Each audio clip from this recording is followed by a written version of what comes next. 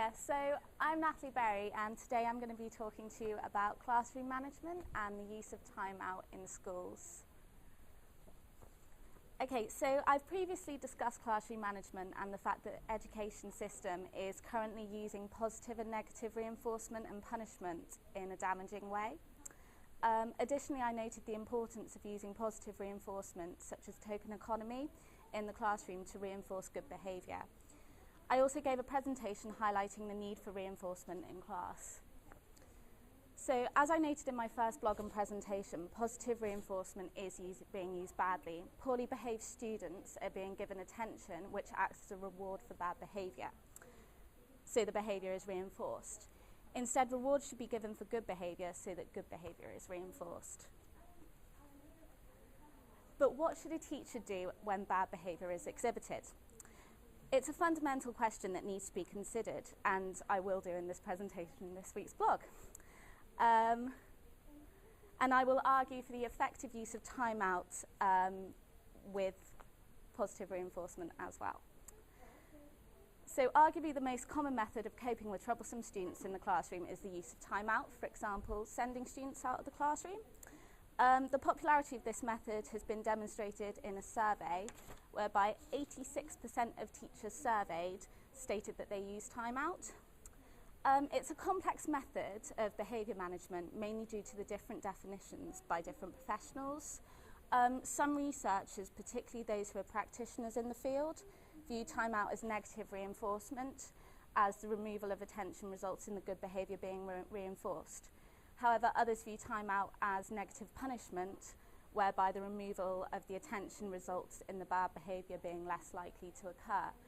I personally think it's negative punishment, but I think the reason that some educators view it as reinforcement is because punishment has negative connotations attached to it.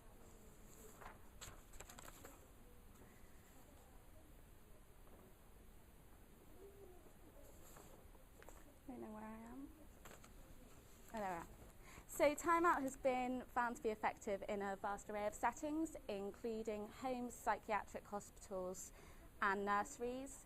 And it's also successful for behaviour management of children and adults with aggressive behaviour problems, self-injurious behaviour and non-compliant behaviour. So in school settings, the effectiveness of timeout has been demonstrated through research finding out that when it was used for 3 emotionally disturbed children in the classroom, undesirable behaviours were reduced. Additionally, researchers employed the method on a 10-year-old girl who was disruptive in the classroom by making repeated complaints about false stomach pain. Through time-out methods of removing the girl from adult attention and from the positive reinforcement of other students, the complaints decreased to a 0 level. They also did a follow-up study a year on, and they found that she wasn't making any complaints anymore. Okay, so there are 3 main types of time-out, and the first is exclusion, where the child is removed from a length of time from the area of reinforcement, and they aren't able to witness the activities of their peers, but they will be in the same area as them. So, for example, standing with their backs to them, even in the corner of a classroom. And there's non-exclusion, where the child's removed again, but can witness the behaviour. So, sat in the corner watching their friends have fun.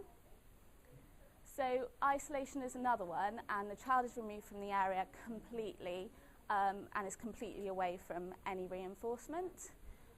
So researchers have said that exclusion and non-exclusion are more appropriate in classroom settings, but that isolation should sort of be a last resort in a sense.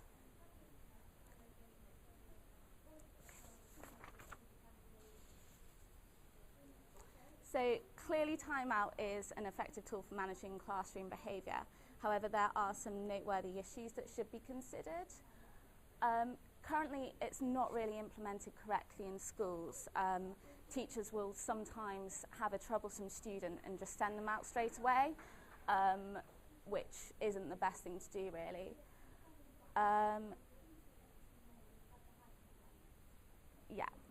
It's also been argued that students in timeout need more supervision, and this can be a strain on resources. Like, you can't really remove a child completely from a situation and not care for them, because you do have a duty for care. So this requires an extra member of staff, and therefore when the budgets are being reduced, it's not really a great thing.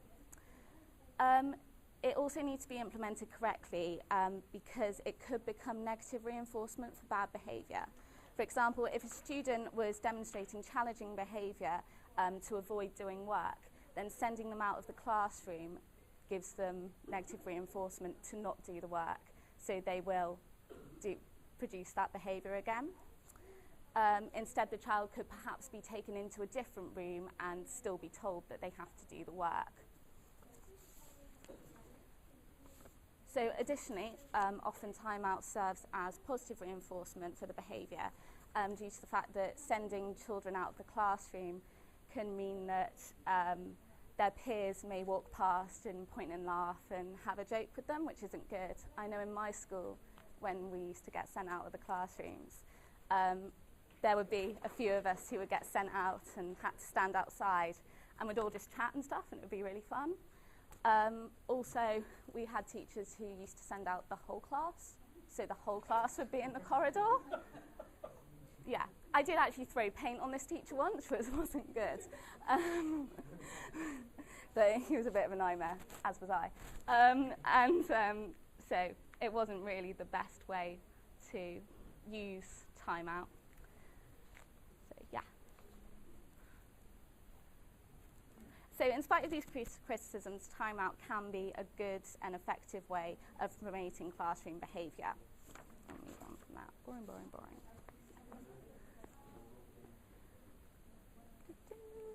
So also researchers have looked into using timeout and token economy together and found that it's the optimum method, but obviously the research is quite dated and could maybe be repeated. And teachers may need more training in effective implementation. So next time I'm going to talk how positive punishment by school children is affecting students' learning. Thanks. No. Okay, Jess. I just have one question, and you kind of alluded to it, but you know, if I got a timeout from a stats class, I would not actually think that's a bad thing. Yeah, definitely. And that's why it needs to be used carefully, and I'm not sure whether it is at the moment. And teachers need to realise why students are doing the bad behaviour, because if they're doing it for attention, then sending the student out might be the best idea, because they're not going to be getting positive reinforcement for the classmates. But if they're doing it to avoid work, then they shouldn't be sent out of the classroom, in my opinion. That's just a really good strategy on the kids' part. Yeah.